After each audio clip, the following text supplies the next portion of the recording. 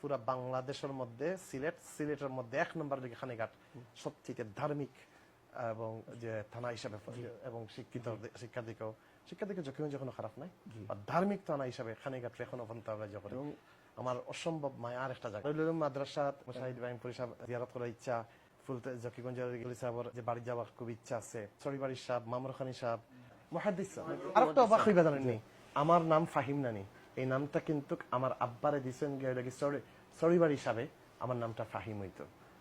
আমি খানিঘাটর লাগিনি, আমি আলাদা স্পেশাল কিছু করবো এবং আমার খুব ইচ্ছা আছে খানিঘাট আমি কিন্তু একটা ভালো একটা জায়গা দেখিয়ে আমি একটা শিক্ষা প্রতিষ্ঠান করতাম।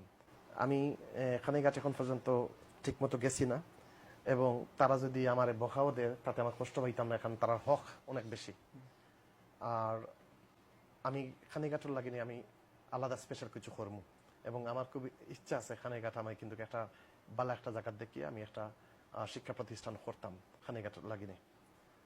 আমরা পুরা বাংলাদেশের মধ্যে সিলেটের মধ্যে 1 নম্বর দিকে খানিঘাট সবচেয়ে ধার্মিক এবং যে থানা হিসাবে এবং শিক্ষা দিকেও যখন খারাপ নাই, ধার্মিক থানা হিসাবে খানিঘাট এখনো পর্যন্ত আমরা যখন আমার অসম্ভব মায়ার একটা জায়গা।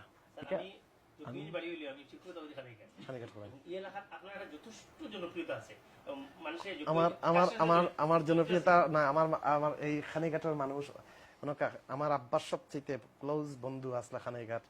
এরপরে হইল গিয়ে খানিঘাটর আমরা যে আমার খুব দরকার আছে আমার যাওয়া হইল গিয়ে মাদ্রাসাটা, তুমি এখন যাইতাম পারছি না, দারুল উলুম মাদ্রাসা।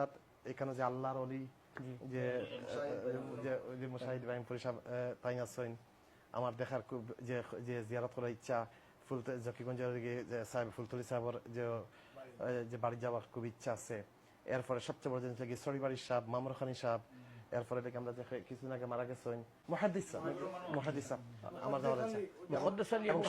আরেকটা অবাক হইবা জানেননি, আমার নাম ফাহিম নানি, এই নামটা কিন্তু আমার আব্বারে দিচ্ছেন সরিবাড়ি সাহেবে, আমার নামটা ফাহিম হইতো। জাস্ট আমি আপনাদের এখন জানাইলাম। এবং সবচেয়ে মজার ব্যাপার হচ্ছে মামরখানি সাহেব খুব শর্ট আসলা, সবুজ পাগড়ি কিনতা। আমি ছোটবেলা যখন দেশে আইতাম ইয়াতাম আব্বার লগে বইয়া এক রুমে 3 দিন বই দিতা। আমার মনে হয় আমার জীবনের প্রথম বিয়ার মাত্র মনে হয় মামরখানি সাহেব লই আইসা, বুঝছেন? আমি তখন ছোট বিয়ার লাগলো না। তো আলহামদুলিল্লাহ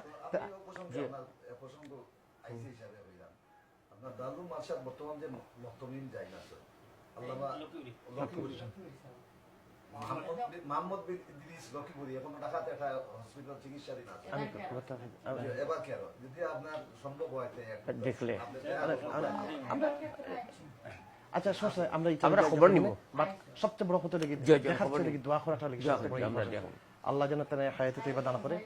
নিঃসন্দেহ একজন আল্লাহর ওলি, আল্লাহ যেন যে আমরা সবার যাই যে কোন একটা বালার জীবন কোন একটা বালার থেকে আল্লাহ যেন সুস্থ